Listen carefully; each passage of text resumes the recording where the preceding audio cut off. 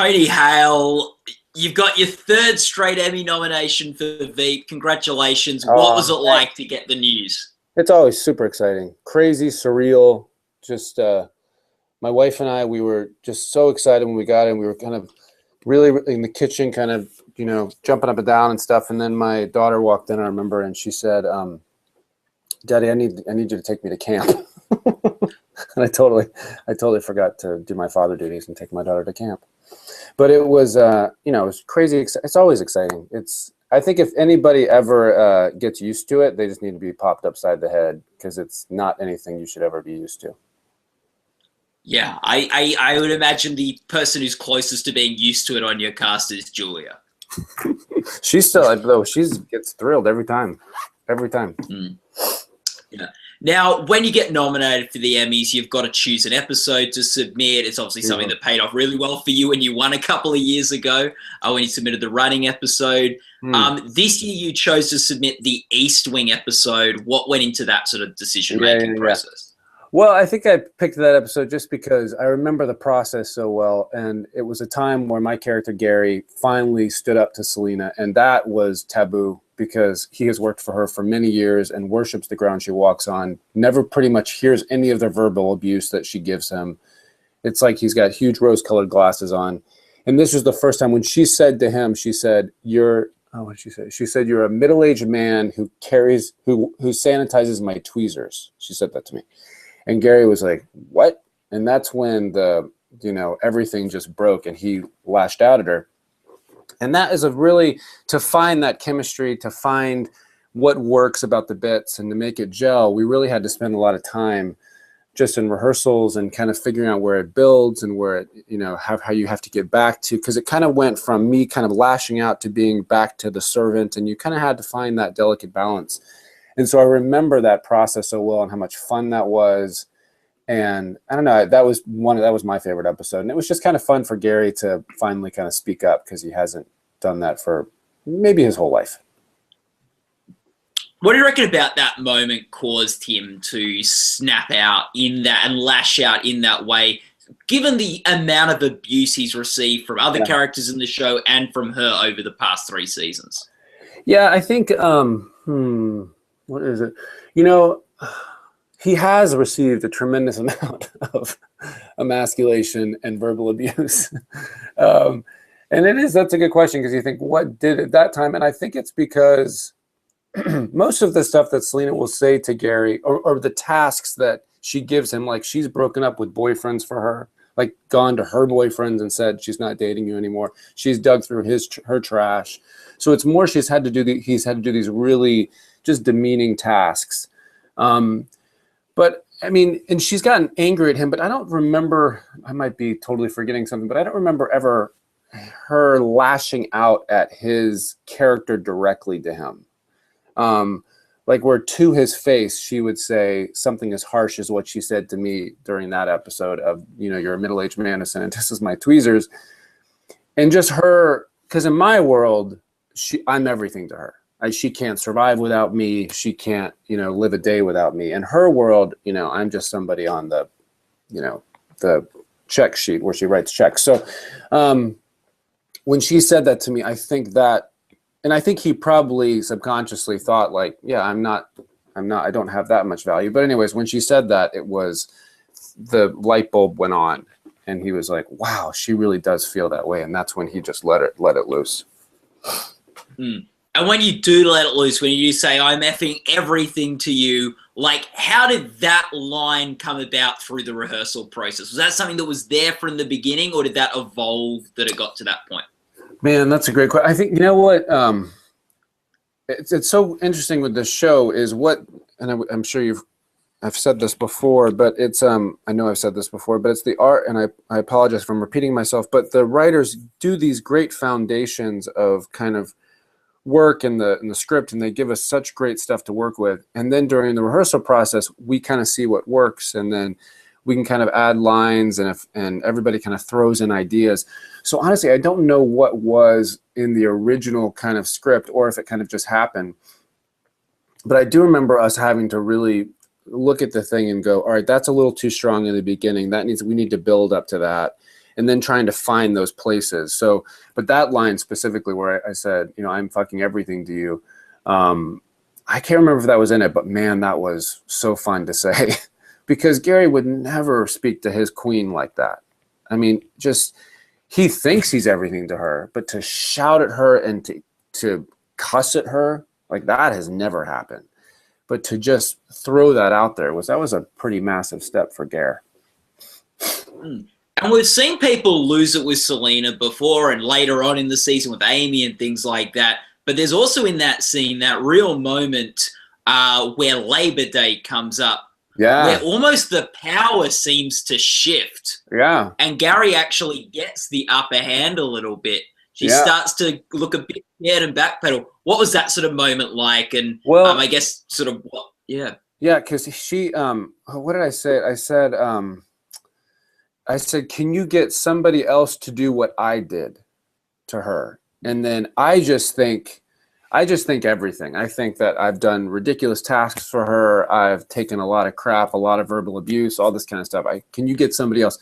I wasn't even thinking Labor Day. And both of us don't really have an idea what happened on Labor Day. It's obviously something very dark because I've done some pretty ridiculous stuff for her. And this is like on another level. So she's the one who brought up and said, you mean on Labor Day? And that shocked Gary because I have had a code of silence where I have never even mentioned Labor Day. So I don't know if there was like a body. I don't know what happened. But she brought up Labor Day, and that's when Gary was like, oh, I would never mention Labor Day. And that's when things just began to settle of her realization. This is my opinion. Her kind of realizing, wow, he has done a lot for me. And that's when kind of things shifted. Yeah. Do you have any, did you talk to Armando or anything about the Labor Day incident? Is there anything in your head of what happened there? No, I think that both of us feel like, I mean, I can only speak for myself, but I kind of didn't want to know. Because I didn't want to, I mean, I'm sure Arm has something in his head of what happened on Labor Day and the writers. And that's kind of what I like about the whole thing is I love the element of surprise. Like, I kind of can't wait to find out what happened on Labor Day. But I didn't want to know because if I had thought of, I mean, I knew it was dark. I knew something really dark happened. But if it gets too specific, I don't know. Whatever I came up with, I know wouldn't be as good as what the writers came up with. So, I'm kind of excited to find out what it was. I hope we find out what it is. Yeah, I like, in some ways it's good not knowing because we all know what it's like there to be this unspoken thing hanging over a relationship or a situation that, But it was not pretty. No, it was not. So what we saw like with your episode this year was a very tense scene, a very heated scene. Last year, you submitted an episode, the Crate episode, which we didn't get much of a chance to talk about last year because we spoke the week before that aired. So you couldn't talk about... Go ahead. Yeah, that's completely different to this year's scene. It was a scene of euphoria and joy and happiness, but still a really funny scene. What was that scene like to put together? Oh man, that was so fun because that scene was the day that okay, so she's in the bathroom. She had just found out that she's going to become president, and I come in and I think something's wrong with her, and she tells me that she's going to become president, and we just both go into this, you know, as you put it, euphoric state, and my nose starts bleeding because I get so excited. And then there's blood everywhere, and we're laughing, and I'm sitting on the toilet, and then she's, you know, and it was the thing that I loved about it is all of a sudden, in this state of euphoria and excitement, the roles switched. Because I obviously am her lapdog and her servant and do whatever she wants. But in that moment, when my nose started bleeding, I'm the one who sat down. She's the one who started going through my bag and handing me tissues. And there was no toilet paper because it was this rundown bathroom, and she had to find a tissue. And then she started digging through my bag to help me. And that even the levels, like I was kind of on the toilet, she was sitting on the ground, and it was this weird switch. And also during that episode, you kind of found these random things in my bag. Like there was a magnifying glass. I don't know what that was about. There was a book on bicycles. There was just all this crazy stuff that, and then there was this article done in I can't remember what it was, for New York Times Magazine, and they had looked through that bicycle book, and there was even these random quotes about people, and it related to our characters, and we didn't even know it. It was just, I don't know, it was just, the whole thing was really dense and really fun to do. Was that a scene that really took shape through the rehearsal process? Yeah. Like, because it'd be hard to write that almost. Yeah, the nosebleed did not take the nosebleed. There's a lot of stuff. Obviously, the writers gave us, but things like the not being able to find toilet paper and digging through my bag, and just this kind of manic state that really developed in the in the rehearsal process. I don't know. It was, man, that was a really cool experience. And it's amazing, the Gary-Selena relationship that goes from that moment to the East Wing moment in about 4 episodes time. Like, the dynamics. And you also saw the love and the dedication that Gary has towards Selena. When he finds out that she's president, his nose begins to bleed. He begins to start crying. It's just, he gets into this, crazy state because he just worships her. So cut to this season when he tells him, he's obviously a middle-aged man who sanitizes my tweezers. He's like, what? I mean, it's so mind-blowing to him, because she's everything to him. Yeah, and it's funny, we've got the nosebleed scene where it was one of the rare moments where she see Selena really enjoy Gary's presence. Totally. Like, she's happy to have him there to support her in that moment. Like, he is someone she wants to share that with. Yeah. But I mean, Gary is happy anytime I've always thought that, I bet Gary goes home and, because he really wants to be able to pull stuff out of his bag really fast, whatever she needs. And I've always thought that he probably has this game or exercise that he does when he goes home, when he tapes himself saying whatever's in the bag and he puts it in front of him, and then he has his bag and he pushes play and he blindfolds himself, and they just the tape shouts out things, and he just starts randomly pulling stuff. Like, that's what he does for joy and an extracurricular activity. Like, she's everything to him. We've got and the opportunity you have on this show, like, because you won the Emmy. Julia Louis-Dreyfus has won 3. She's won every year for the show, so awesome. And you get these great scenes with her, where like these intimate scenes, and on a show where you've got a collaboration process where to construct a scene like that, you have to do a lot of work with Julia on honing the scene and working the scene. What is that acting relationship like that you have with Julia for putting these scenes together? Yeah, man, I have so much, and not just Julia, the entire cast, but Julia, since I work to talk about Julia, I have so much respect for her. I mean, not only is her kind of comic resume crazy and she's had so much experience, but there's a trust there. And there's a trust that many times if you're in a scene and you're doing something and you just kind of go, this doesn't feel right. Something, it needs to be more, or we need to find something. It's always nice when the other person is like, yes, I get exactly what you're saying. Let's massage that. Let's figure that out. And even when she's like, something's not working, it's like, yeah, there's that camaraderie. And you also that everybody is sitting there kind of, and somebody else will be like, hey, what about this? And what about this? And it's just this team effort. And Julia, and what you always, doing this business, you always know that the person who's first on the call sheet, meaning the lead of the show, Julia, whoever is that person on the call sheet, they set the tone for the entire show. If that person is an arrogant, just person who never likes to share or always wants it to be about them and all that kind of stuff, it's going to be a really tense environment. It's going to be, everybody's kind of walking on eggshells to make sure they're okay. And it's like everybody's just kind of catering to that. And that, to me, that sucks creative energy out of a space. Whereas Julia is so giving. She wants, I mean, she's all about ensemble. And it's like she's just open to whatever. And that's when everybody's creativity can come out, their ideas. And that's just a gift to everybody. Yeah, and it is interesting that Veep is a show that, even though her cachet and her name value and her legacy and all sorts of things like that, it has become a more ensemble show the more it's got on. It hasn't become more about her, it's become more about the ensemble. And I think Veep's been successful because of that, like because each season that has grown.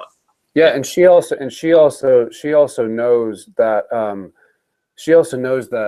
the power of an ensemble, because obviously she's worked with so many ensembles and she knows like what she gets from it. She gets more joy from working with an ensemble because you can play. Whereas if you kind of go in with being like, how funny can I be? How can this make me look better? You're not getting any joy. You're not getting any fun, because it's not a team. It's not working together. I think she knows the power of that. Do you have a memory of something that you or Julia or both of you found in a scene once while you were going through that process? Something that, like, you discovered? Oh man, there's been so many. I mean, I remember this this last season.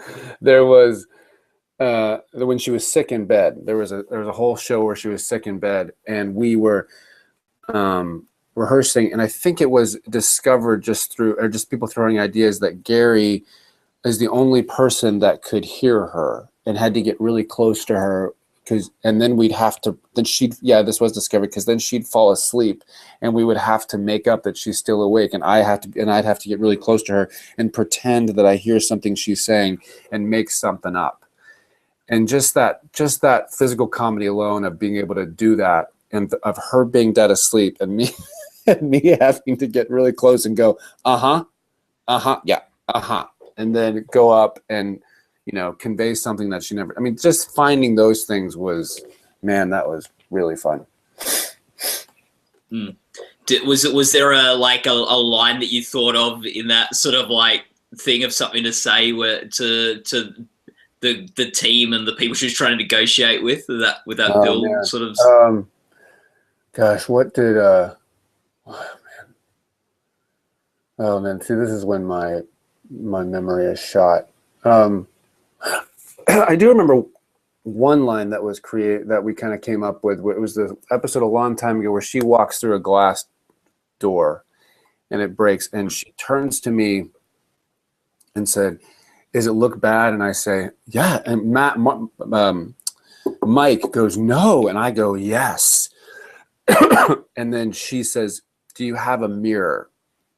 And we came up with this bit, and I said, and Gary has probably 10 mirrors in his bag, and he goes, "I don't." I don't, because I did not want her to see her face, which looked like she was out of Walking Dead. And I wanted if he's got a magnifying glass, he's probably got a couple of mirrors in there. Yeah, he's got a few. And that was your Emmy-winning episode. That's the episode you won for. Was it? The running. Yeah.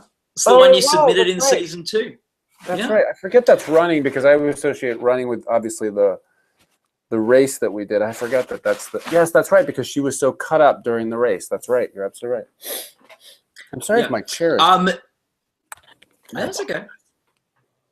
That's okay, Tony. Armando Iannucci left the show at the end of season 4. What was that like for you with him moving on and with the new showrunner coming in next season? How are you feeling about that?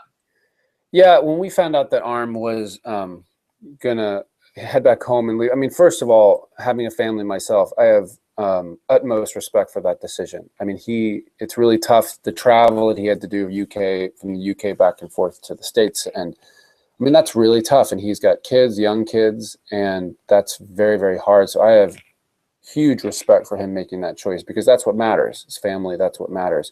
But the fact that it's hard, like you you create this unit working together, and you become family. And it's, I mean, I can't negate the fact that it is tough. I mean, I don't want these friends of mine to move on to this other stuff. I want us all to stay together and keep working. But I know that he made the best choice for him and his family, and I love that he did that. But I mean, we're going to miss him a lot. The new guy, David Mendel, I've met him a few times, and he's such a fantastic guy. And I'm really excited because him and Julia have worked together before. And so they have a real relationship, and he knows the show. He's also had many discussions with Armando and just with the writing and the process that we do it through in the rehearsal time. So he's definitely on board with how it happens. So I have, a total faith that we're all going to gel and it's going to be great. But, it's a shift. I'm not a huge fan of change. So it's like, but I just miss him. I think mainly thing is I'm just going to miss him because we all became friends, and we are friends, but I'm going to miss working together. Yeah, I think you lose a creator of a show, someone who's such a voice like Armando. It's got to have an impact to some degree on the show. Like you couldn't imagine leaving. But I've sort of talked a bit with Matt and with Tim and with Reed about this in some interviews earlier on in the year, and part of me wonders whether, because he set up this very collaborative process that isn't completely dependent on one person up on high coming up with all the content, if he sort of created the perfect show to be able to walk away from and it to continue to breathe and to live without him. Yeah, that's a good point. I mean, what I have learned from him, and I can speak for everybody, what we have learned from Arm and kind of his style, and also, I mean, he's just, there's just so many things I could say about Arm and just his writing and his leadership. So we've learned, and he's created this system that we know about and we're comfortable with, and we feel very good about moving on, and with David, and also Chris Addison is going to be directing a couple of the episodes initially, so he knows the process. And so it's, I mean, I'm not concerned at all, but you're right. Like, he definitely did not leave the ship and be like, all right, fend for yourself. And we're all like, he really created, he taught us a lot, and we feel very comfortable moving on. Now, where did he leave you? He left you on election night, a real hanging Chad situation. Everything's up in the air. He found, it was sort of like the whole end of the season was a sort of the whole season lead up to this punchline of this amendment of what happens in a tied electoral college, and the joke that America has an even number of points in the electoral college. How do you feel about the end to that season? It's one of those things, this is where I have such respect for the writers, because it's one of the things you don't know how it can end, or how the season can end, because you're like, well, if this happens, then I don't know how this, anyways. But I didn't know any of that information that can happen with a tie, and then there's the potential of the vice president becoming president, which adds a whole other level of shame to Selena, of the possibility of her vice president becoming president. So it was something that I'm like, oh my gosh, that is so good, and just that kind of, because there's so many factors involved. She's still second. She's still not there yet. She's still kind of desperate for people's, attention, and just to kind of get her on board. And there's a potential that she might be second to her second. There's a potential that her vice president might then become the position that she's always wanted. And that was the position that she used to have then when she was always desperate for power. I mean, there's so many angles that it could possibly go. And I can't wait to see what happens. No idea. Yeah, so you don't know what's in store next season, I imagine. No, and I never, even if they mention something, I mean, now and then I love to get bits, but I always just love the surprise of it. I love opening a script and seeing what's going to happen, and that's really exciting for me. Who do you like, Tony, for winning the election? I'll tell you who I don't like as Tony. Selena Meyer should never be in politics. That is a toxic situation. I mean, granted, Gary would follow her anywhere. I mean, if she works at Target after this, I'm going to be carrying her purse. It's like, I'll be there. But Tony, man, that kind of one, that person should never even step foot near the White House, or any political building for that matter. Last year we talked about how when you won the Emmy, you thanked the Young Actors Theatre in Tallahassee, Florida. That had a big impact on you. Yeah. Did you ever hear from any of them after your Emmy win? Like a sort of like, oh, thanks for mentioning us. Yeah, it was really fun because I mean, winning the Emmy was incredibly. That was a very awesome experience. It was just as awesome to be able to thank that theater because they, I was a creative kid being raised in the South and I wasn't into sports, and they created a real safe space for me and just encouraged my, quirkiness. And so to be able to thank them publicly was huge. And so they were really excited. It was, just on Facebook and just sending me texts and emails. And it was nice to share that and to see their response. And I think I went down to Tallahassee and they were just kind of I saw everybody and it was just fun. It was a really special time. Was anyone still there from when you were in the theater, or was it a whole new crop of? No, I mean, there's a whole new crop, but sorry, I have a bit of an allergy. It was a whole new crop, but it's Tina Williams, my director, who started it, is still there. This woman named Allison Grimes is still the music director. The space is still the same. They've added on, but it's still the same. But all the students are obviously new, and it's just even walking into that is incredibly nostalgic to me. So I absolutely love going back. Love it. Oh, did I lose power? Oh, you still? I lost you for a second, but you're back. Oh yeah, sorry. What did you? You were just saying Tina. You said Tina Williams was there. Yeah, Tina Williams is still the director. Allison Grimes is still the musical director, and that's who I grew up with. And obviously, there's a new batch of students, but just to go back, it's very nostalgic for me to go back, and I love going back. I remember going back to the Veep final. You had a great line. Why there's so many amendments? It's also like Gary. I don't think he's ever read anything about politics or who's who. He knows random things about people. Like he doesn't know what that person's job is on a daily basis, but he does know that he has 2 daughters and one of them is, a cheerleader for Northwestern or something. Just like he knows these random facts about them. So when people were like throwing out these amendments, he's like, "Good God, what? Why? When were there all these amendments created? Let's just have 2 and call it a day." Now, last year we talked about your affinity for gifting suites. You love a good gifting suite. I do love a good gifting suite. It would be fun today. Let's go through the Veep characters and say what would be the best gift for each of the Veep characters. Okay, if you had to get a gift. Oh wow. So what would be the best gift for Gary? We'll start with your character. The best gift for Gary would be a wedding band from Selena. The old the first lady slot, or the first the first title slot. Title of first man. Yeah, first man. Okay. That would be. He would be. He would be Bill Clinton to Hillary. What about Mike? What would be the best gift for Mike? Oh my gosh! Anything on a boat, any kind of cruise ship situation, as long as he's near the water, I think he would be a happy man. Maybe even just a boat hat or something. Yeah, a captain's hat. He's done. Okay, Dan. Dan would. I think Dan.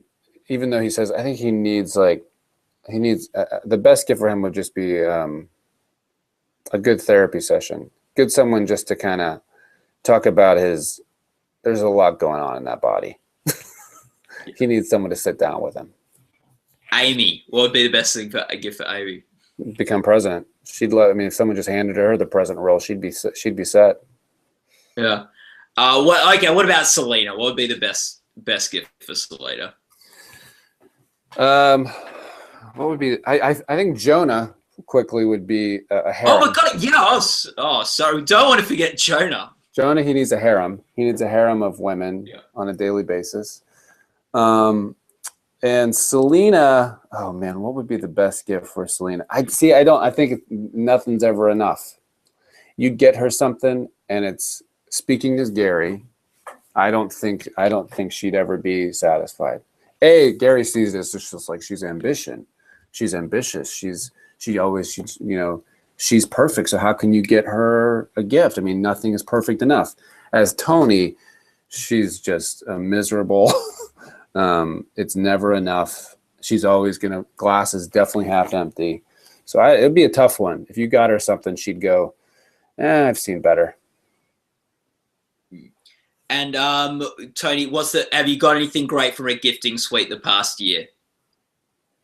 I haven't been to one in a long time. I will say I have not been to one in a long time. But I will say, anytime you go to these, they're so fun, and these little giving. Anytime you do go, they always have like some brownie situation or some cupcake. That always gets me excited. I love a good cupcake. Yeah. Any good gifts you've gotten from the past year? Not a gifting suite gift, but just any gift. Oh man, I haven't. I'm trying to think. The one that immediately comes to my mind is a picture. This is not from gifting suite, but it's a picture my daughter drew my wife and I for our anniversary, and it has. And we were doing work on our house. And so on our backyard finally, and because it was looking kind of rough, and she drew this picture of my wife and I kissing for our 12th anniversary. And then there was this construction worker that she drew next to us who was looking at us with a tear in his eye. and I remember thinking, oh, that's two things. I remember thinking, oh my gosh, sweetie, that's so sweet. And then me thinking, what a sensitive construction worker. What a sweet. Well, Tony, you're such a romantic, Tony. You're warming the hearts of construction workers everywhere. That was a pretty awesome gift. Yeah, they're nice. The gifts that are made are pretty cool. Like I've got. Those are I'm always annoying my friends by putting out the stars because I really like the stars and go, oh, look, there's Orion. And I only know one constellation. It's Orion. It's the only one I know. So I was like, oh, look, guys, there's Orion. And my friend a year ago back, he made me, they put some stars on a thing back there. And really? And it's like they said, now you can always point out Orion to people. You need to go, when you come to LA, you need to go to the Griffith Park Observatory. It's yeah, I went there last year. That was cool. That's really cool. It was a cloudy night though, so you couldn't see any stars. In LA, we never have cloudy nights. Yeah, you had a cloud. I don't know if it was the smog or the clouds, but I don't know. Yeah. Well, you're going to be there for a good time. It sounds like good long time. So you need to go on a clear night. Yeah, Tony. A lot of us at Gold Derby think this could be Veep's year at the Emmys. It's your 4th nomination for Best Comedy Series. Modern Family's never looked weaker. In terms of nominations, they haven't got a writing nomination this year. They haven't got a directing nomination. We're thinking Modern Family could win. Veep could win. Transparent maybe could win too if that show seems particularly relevant at this time. It looks like we're thinking that might be the 3 shows in the mix this year. What would it mean for Veep to take out that Best Comedy Series award? Oh man, what would it mean for Veep? I mean, just to preface, and I'm sure people say this a lot, but it is true. Even to be invited to that list that's awesome alone. But I think it would just be crazy exciting. I mean, just because we have such love for it. We have such respect for what the writers have done and how hard everybody has worked. The many years of rehearsal and the guys flying back from the UK and trying to find just to know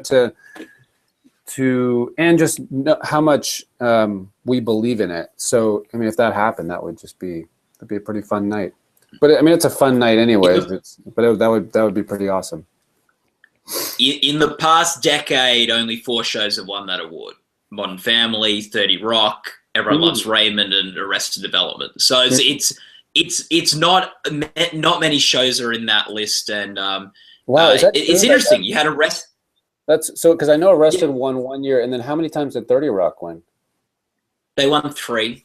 Oh wow! So wow, yeah, that's awesome. So, The Office. Sorry, The Office also. The Office. Won. Yeah, There's an extra. Yeah. So it was Arrested, Raymond, The Office, and then 30 Rock won 3. Modern Family has won 5. So yeah, so it's an exclusive club that you guys could be joining this year. You've got your first ever directing nomination, so it's looking like Veep's getting support across the board. Yes. Yeah. For the testimony episode. For the testimony episode, which we shot all in one day. It was like 54 pages, and they had set up the room to look like a courtroom, and they wouldn't let us see it, so we would have the shock of walking in. And it was just like something off of CNN. Like it was so fun, and Arm did an amazing job on that episode. Yeah, no, so and so Amano's in for directing this year. That's really exciting. And yeah, so the stars look like they could be aligning for Veep. There's a couple other shows in the mix too, though. You've by no means got it guaranteed, but it could be the year, and very different to Arrested Development that came in and won its very first season, sort of crashed the Emmys. Whereas if Veep wins, it'll be sort of after 3 years of sort of building up those nominations and other wins in other categories to get there. Absolutely. And it would, I mean, but it's so, I don't know, it's so, to kind of think about it too much, it's, for me, is, I don't know, I don't know. I always get this question, and I never know how to respond, because it's so exciting even to be there. And so, I don't know, it's hopefully we'll have a good time no matter what happens, but it would be pretty awesome. Is there any word on Arrested coming back that you've heard at all? Well, they, you know, I've heard that, you know, they want to do something in 2016, and you know, the challenge is to get everybody's schedules together. That's probably the biggest. That is the biggest challenge. I just want to find out what happens. I know that ended on a place where Sweet Little Buster might have done something pretty awful, and to his love, Lucille too, Liza Minnelli. So I'm just, you know, I just mainly want to find out what's the end of the story. I want to kind of see where it goes, and whatever Mitch Hurwitz comes up with is just always fun. Yeah, like you're really at the center of the Arrested Development at the moment. Like of what happens with this story, everyone's on the edge of their seat, wanting to see where is Buster? What's he done, and how's he going to get out of it? He's not had an easy time. No, not at all. Tony, it's been so great talking Veep, talking Emmys, talking acting, talking a little Arrested. I hope to see you around Emmy time. Yes. Hopefully you guys, it would be great to see you guys after a Veep win at the Emmys. Definitely, please, because you're going to be here for a good time, so a good long while. So hopefully we'll run into each other at all the events. That would be super fun. Yeah, to see you in person really and not on a screen. Yes, that'll be nice. Yeah, thanks so much, Tony. Thanks, man. Appreciate it a lot. So we.